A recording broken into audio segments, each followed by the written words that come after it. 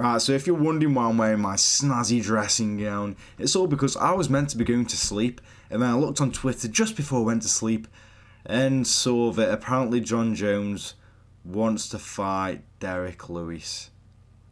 I'm not even taking the piss. So in case you missed it, Jon Jones did like a pre-fight media conference interview, whatever you want to call it, listed a load of reasons to why he's ducking Tom Aspinall, to stuff like, it does nothing for my legacy, even though it does, and yada yada yada. And after this press conference, he went on to say, this was after it, so there's like, I don't think it's any footage of it, just reporters who were there saying that it happened.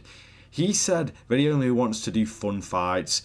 He listed the likes of Alex Pereira, which he's been banging on about for a while now, in all fairness, and let's be honest, could be somewhat fun, because they're both big names, and, Pereira's fun, Jones, not really fun, but just the name value alone, I can't believe I've got to utter these words out of my mouth. The other person was Jamal Hill.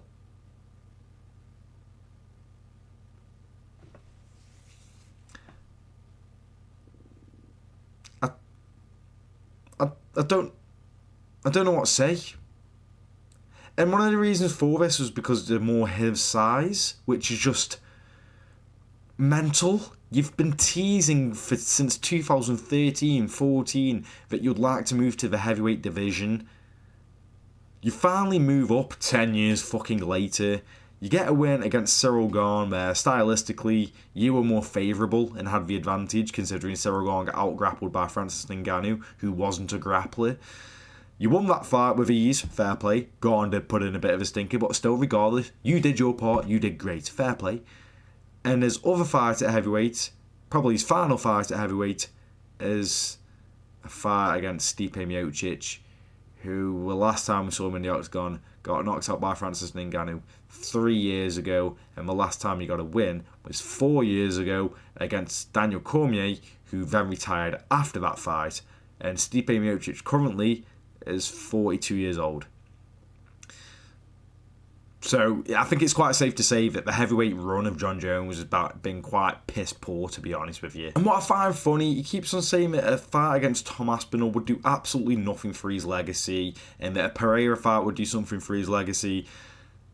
And now he's came out and said, oh yeah, but I'll do these fun fights against the likes of Jamal Hill and Derek Lewis. Derek Lewis, in the last 2 years, has won 2 fights and lost 4. 2 of those fighters he lost to, Sergey Spivak and Jailton Almeida. Both of them are grapplers. And it's quite safe to say maybe that Jon Jones is better than both of those grapplers when it comes to grappling. So, how is that exactly fun? And what does that do for your legacy? Because I'll tell you what will be the most fun fight. Tom Aspinall. Tom Aspinall would be the most fun fight out of any other fight you could possibly get on the UFC roster right now. Tom Aspinall will be the most fun one. Do you want me to tell you why? It's the biggest challenge. It's the most competitive. The styles clash make it fun. It just makes sense. Interim champion takes on the undisputed champion. That's genuinely what happens. Like, am I missing something here? Can we stop being fucking stupid? And during this press conference, media, whatever you want to call it, he says that he's not ducking Tom Aspinall because he was never scheduled to fight Tom Aspinall and yada yada yada. How can I be ducking someone if they were never on my radar, is what he said.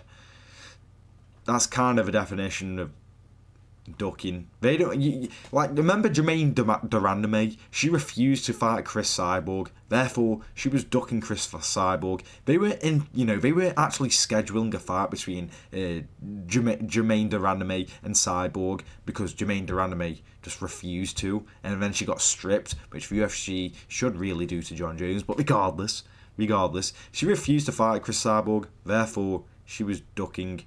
You're refusing to fight Tom Aspinall, and you say he's not on your radar. Yeah, that's pretty much ducking, mate. He would be on your radar if you weren't ducking him. Like it's not fucking rocket science, mate. And I'm gonna be honest, I'm just getting bored of Jon Jones. I just can't wait. I feel like he's gonna beat Stipe, and I'm just hoping he vacates the title because I'm just getting so bored of this. If you're not gonna fight him, well, you clearly don't want to fight him, so just vacate the heavyweight title.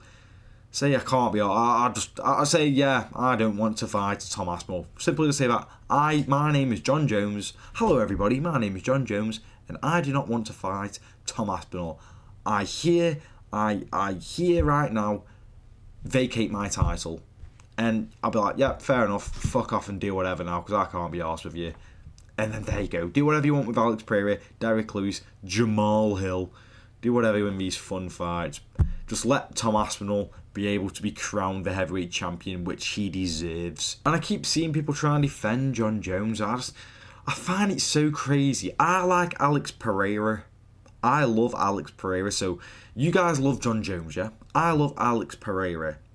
I will still call him out on the fact that he won't fight Magomed Ankalaev. If you haven't seen it on his Instagram, he did tease a fight between him and Jon Jones to saying, let's make them wait.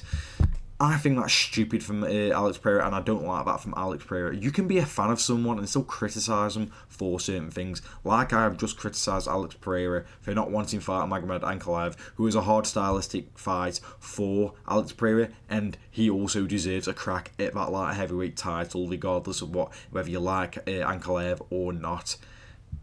Why can't Jon Jones fans do it? They always side with him and they always make excuses for him. It's one of the weirdest shit I've ever seen. Like, it's so fucking annoying to deal with, I'll be honest with you. At the end of the day, when it comes to these fun fights that Jon Jones wants, they're just somewhat high profile. Jamal Hill's not a high profile name, so maybe I'm chatting bollocks there. Pereira is a high profile name, and I get that because that does sell pay-per-views. I understand that one. But could you just not do that after fighting Aspinall? Even if you lose to Aspinall and Pereira loses to fucking Magomed Ankalaev, you could still make the Jones and Pereira fight and it would still do crazy pay-per-views regardless. But he keeps on saying about, I want to do fun fights. List Derek Lewis and Jamal Hill and Alex Pereira. None of them have good defensive grappling. Jamal Hill has okay defensive grappling actually when you see him in the Glover fight, which happened almost 2 years ago now, which is crazy. Then it's just we just all have a big weakness, and that is the grappling, with defensive grappling, and Jon has great grappling, so he says it's fun fights. It's just fights what suit him stylistically, and he knows he would win. That's all it is. He doesn't want a real challenge. He doesn't want that. And for me, fuck this. This is bold as fuck. I'm not even going to consider him a great. I'm really not. Tested positive for performance enhancing drugs. We could get into that for another time. But not only that, you see the great fighters really test themselves. Volkanovski moving up in weight to take on Islam Makhachev. Fucking fantastic. Going up again on like a week's notice against Islam Makhachev in the rematch where he had everything to lose. That's what I call great. Yeah, he lost both of them, but he attempted something fucking great.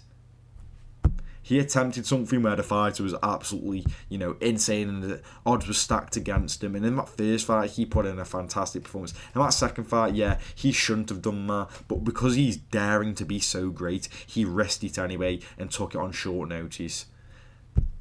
That's what I consider a great fighter.